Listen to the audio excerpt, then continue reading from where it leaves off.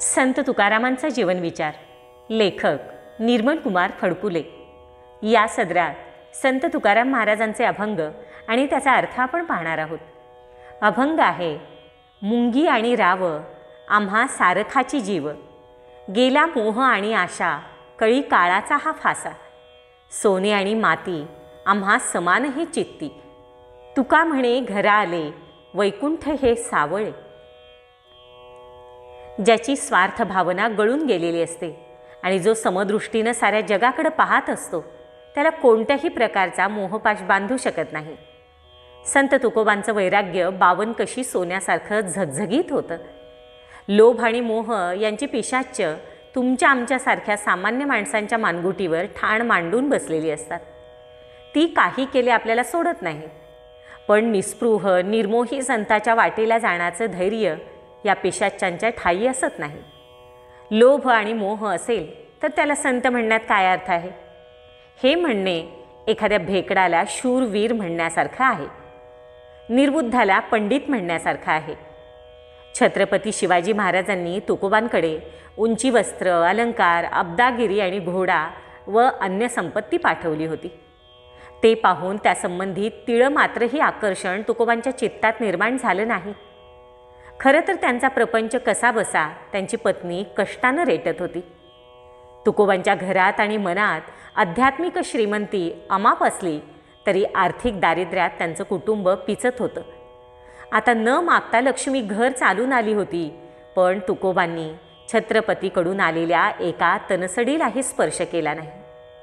आज लोभ आणि मोह, संपत्तीची हाव यांचं पेव फुटलं आहे। भली भली समजली जाणारी माणसं द्रव्यासाठी पवित्र मूल्यांचा बिना दिक्कत बळी देत आहेत। तुकोबांच्या या अभंगात त्यांच्या स्थिर, शांत, मोहरहित स्वच्छ मनाचं दर्शन घडतं आणि विरक्तीच्या या मूर्तिमंत प्रतीकासमोर आपण नतमस्तक होतो। या संत श्रेष्ठानं म्हटलं आहे, आम्हाला मुंगीपासून राजापर्यंत सारे जीव सारखेच आहेत। आपण मुंगीला क्षुद्र मानतो आणि राजाला महत्त्व देतो, पण संत मनात समानतेचा भाव रुजलेला असतो। मोह आणि आशा हा कळी काळाचा फासा आहे असं त्यांना वाटतं। सोनं काय आणि माती काय, संतदृष्टी दोन्ही समानच आहे।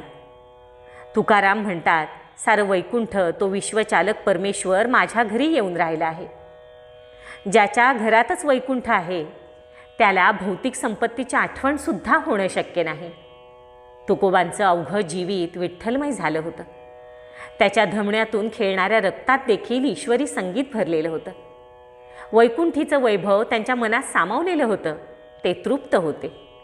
क्षुद्र संपत्तीकडं त्यांनी ढुंकूनही पाहिलं नाही। तुकोबांच्या परम निस्वार्थी चारित्र्यावर प्रकाश टाकणारा हा अभंग म्हणजे त्यांचे स्वगत उद्गार आहेत। आपल्या लोभाला अंत नसतो। घरदार, तऱ्हेतऱ्हेचे उंची वस्त्रालंकार, दाराशी मोटार, नोकर चाकर आणि कोटी कोटी संपत्ती मिळाली तरी आपला मोह पराकोटीचा असतो। आणखी मिळालं पाहिजे म्हणून आपण संपत्तीच्या पाठीमागं धापा टाकत धावत असतो। घरात संपत्ती असूनही मनानं आणि वृत्तीनं दरिद्रीच राहतो। या परिस्थितीच्या पार्श्वभूमीवर निरीच्छ, निर्लोभी आणि म्हणूनच परम आनंदात रममाण झालेल्या संतांचं मानसिक ऐश्वर्य किती विशाल असतं याची कल्पना येते। तुका आकाशा एवढा का झाला आणि कसा झाला याचं मर्म या अभंगात साठवलेलं आहे। मनुष्य सुखी होतो तो भौतिक संपत्तीनं नव्हे, ज्याच्यापाशी आत्मिक संपत्ती आहे, उदात्त जीवन मूल्यांचं जो प्राणपणानं जतन करतो तोच खरा सुखी असतो। मुंगी आणि राजा या दोघांनाही समान लेखणारी तुकोबांची समदृष्टी केवढी उदार आहे। संत कबीर पहाटे स्नानासाठी नदीवर निघाले होते। पाठीमागून त्यांचा मुलगा कमाल येत होता। कबीरांना पहाटेच्या अंधुक उजेडात रस्त्यावर पडलेला एक सोन्याचा दागिना दिसला। त्यावर त्यांनी मूठभर माती टाकली। हेतू हा की मुलाला तो दागिना दिसला तर त्याला कदाचित मोह होईल। कमालनं ते पाहिलं आणि म्हटलं, कशाला उगीच मातीवर माती टाकलीत?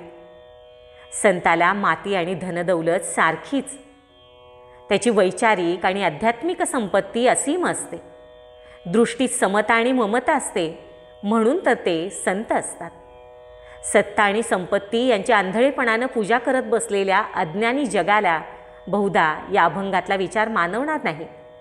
पण हे सारे बाह्य पदार्थ आहेत. त्याचं स्तोम माजवल्यामुळं आपण दुःखी होत आहोत हा विचार केला पाहिजे. मोहाच्या गळफासातून स्वतःची सुटका करून घेण्याचा दृढ निश्चय केला पाहिजे. रामकृष्ण हरी. व्हिडिओ लाईक करा, शेअर करा आणि सबस्क्राईबही जरूर करा.